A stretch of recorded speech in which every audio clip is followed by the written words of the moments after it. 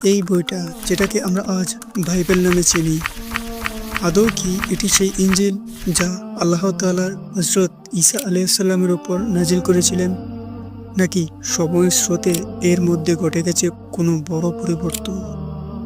আজকের খ্রিস্টান ধর্ম যাকে আমরা জানি তা কি আসলে ঈসা আলাইহিসসালামের প্রকৃত শিক্ষা বহন করে, নাকি পরিবর্তন, সংযোজন আর বিয়োজনের ফলে তা আসল ইঞ্জিল হারিয়ে ফেলেছে? তাই আসুন আজকে আমরা জানবো ইসলামের আলোকে কেন পবিত্র কোরআন বলেছে যে খ্রিস্টানরা ইঞ্জিলের আসল শিক্ষাকে বদলে ফেলেছে, আর পবিত্র কোরআনে কি বলেছে এই সম্পর্কে। আমাদের ধর্ম ইসলাম ধর্মে ইঞ্জিলকে আল্লাহর একটি পবিত্র কিতাব হিসেবে মানা হয়। কোরআনের ভাষ্যমতে ইঞ্জিল নাজিল হয়েছিল হযরত ঈসা আলাইহিসসালামের উপর। আল্লাহ তাআলা ইঞ্জিলের মাধ্যমে তার উম্মতকে সঠিক পথে চলার দিশা দিয়েছিলেন। ইঞ্জিলের শিক্ষা ছিল তাওহীদের উপর ভিত্তি করে এক আল্লাহর ইবাদত আর তার পথে চলার আহ্বান। কিন্তু সময়ের সাথে সাথে এই পবিত্র কিতাবটি খ্রিস্টানদের হাত ধরে পরিবর্তনের শিকার হয়। যারা আজ বাইবেল নিয়ে এত আলোচনা করেন তারা কি জানেন এই বাইবেল আদৌ কি সেই ইঞ্জিল? ইসলাম বলে না। কোরআন স্পষ্টভাবে বলে দিয়েছে। সূরা আল বাকারা ৭৯ নম্বর আয়াতের দিকে তাকাই, সেখানে উল্লেখ আছে, ফাওয়াইলুল লিল্লাযিনা ইয়াকতুবুনাল কিতাবা বিআহদিহিম সুম্মা ইয়াকুলুনা হাযা মিন ইনদিল্লাহ। এর অর্থ এটাই, অতএব ধ্বংস তাদের জন্য যারা নিজেদের হাতে কিতাব লেখে তারপর বলে এটা আল্লাহর পক্ষ থেকে। অতঃপর আমরা বুঝতে পেরেছি ইঞ্জিলে আজ সে মূল অবস্থায় নেই, তা বিকৃত করা হয়েছে। কোরআনের এই আয়াতে স্পষ্টভাবে ইঙ্গিত দেওয়া হয়েছে যে কিছু মানুষ নিজেদের হাতে আল্লাহর কিতাব পরিবর্তন করেছে। ইতিহাস ঘাটলে দেখা যায় ইঞ্জিলের পরিবর্তন কোনো হঠাৎ ঘটনা নয়, বরং এটি ছিল দীর্ঘদিনের এক ক্রমাগত পরিবর্তন প্রক্রিয়া। প্রশ্ন হলো, এই পরিবর্তন কিভাবে শুরু হলো? ইঞ্জিলের মূল শিক্ষা ছিল একত্ববাদের উপর ভিত্তি করে, কিন্তু খ্রিস্টান ধর্মের প্রসার এবং রোমান সাম্রাজ্যের রাজনৈতিক প্রভাবের ফলে তা ধীরে ধীরে সংযোজন বিয়োজন শুরু হয়।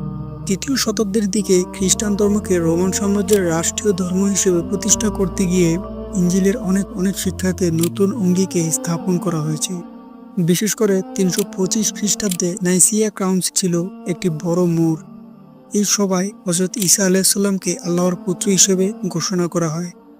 নাউজুবিল্লাহ। সূরা আল মায়াদা আয়াত সম্পর্কে একটু অবগত হই। মাল মাসীহু ইবনু মারিয়ামা ইন্না রাসূলুন। অর্থ এটাই, মারিয়ামের পুত্র ঈসা, তিনি কেবল আল্লাহর একজন রাসূল। তারপর তারা এই ঘোষণা দেওয়ার পর এই সভায় বাইবেলের বিভিন্ন সংস্করণ নিয়ে বিতর্কিত শুরু হয়। অবশেষে সিদ্ধান্ত নেওয়া হয় যে কিছু নির্দিষ্ট গ্রন্থে বাইবেলের অংশ হিসেবে থাকবে, বাকিগুলোকে বাতিল ঘোষণা করা হয়। এরপরেও বিভিন্ন যুগে যুগে বাইবেলের ভাষান্তর ও পুনর্লিখন চলতে থাকে। বিশেষ করে মধ্যযুগের ল্যাটিন ও গ্রিক ভাষায় অনেক পরিবর্তন আনা হয়, যা মূল ইঞ্জিলের ধারাভাব থেকে অনেকটাই সরে যায়।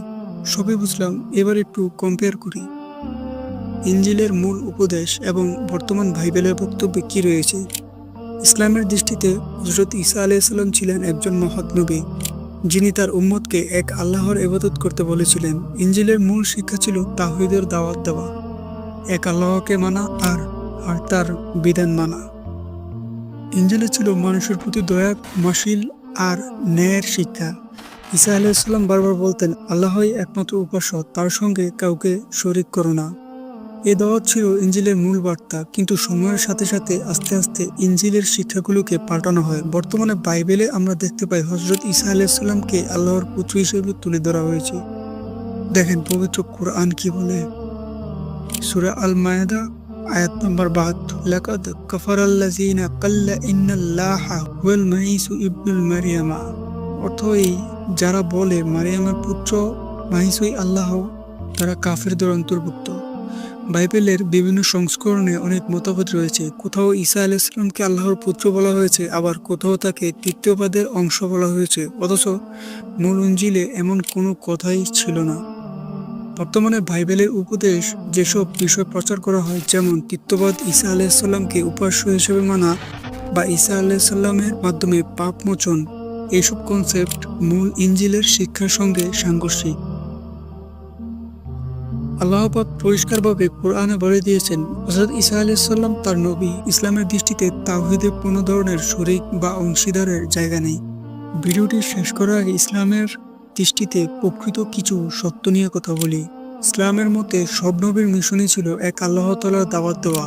হযরত ঈসা আলাইহিস সালাম ও তার উম্মতকে তাওহীদের দিকে আহ্বান করেছিলেন।